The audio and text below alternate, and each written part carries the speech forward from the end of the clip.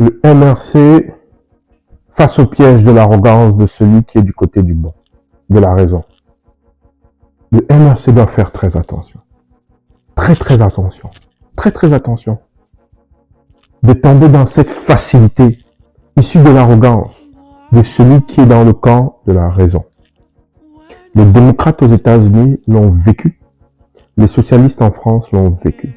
C'est un piège. C'est un piège qui est perfide, pernicieux. Vous ne le voyez pas venir.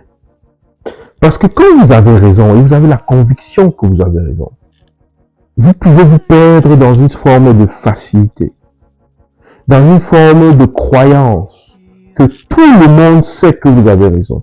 Par conséquent, tout le monde va vous supporter. C'est une erreur qui a tué le mouvement de libération. Ne tombons pas dans ce laxisme. Le meeting qui a lieu le 31, seulement à Paris, est une erreur de calcul. Et c'est une erreur de calcul parce que j'avais déjà fait une vidéo il y a plusieurs semaines prévenant le MRC de ne pas faire l'erreur de tomber dans l'arrogance de celui qui est du camp de la justice et du bien. C'est le pire des pièges, la vanité. Ce meeting est fait uniquement à Paris et on estime que toute l'Europe va se retrouver. C'est une erreur. Et j'invite fortement le MRC à refaire un autre meeting de M. Camteau. Mais cette fois-ci, à créer un mouvement mondial. Parce que imaginez la force de l'image d'un meeting de M. Camteau à Paris, qui soit retransmis au Canada, retransmis aux États-Unis, retransmis au Japon, en Amérique, en Afrique du Nord, en Asie, retransmis dans tous les pays où il y a une communauté camerounaise forte. Et que la communauté camerounaise se mobilise dans chacun de ces pays. Et c'est fait en mondiovision.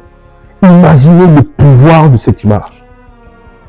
Imaginez la force de frappe de cette image. Ne serait-ce que collectivement. Prenez le temps d'imaginer.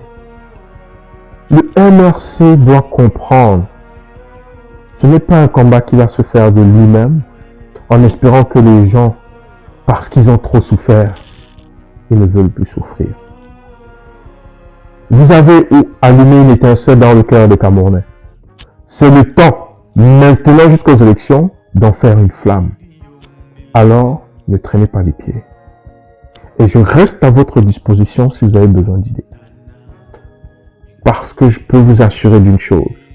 Si vous prenez le support du peuple camerounais pour acquis, parce que vous estimez qu'il a trop souffert, comme le passé nous l'a appris, et d'autres parties dans le monde qui étaient du côté du bien ou du juste, vous allez vous casser la figure.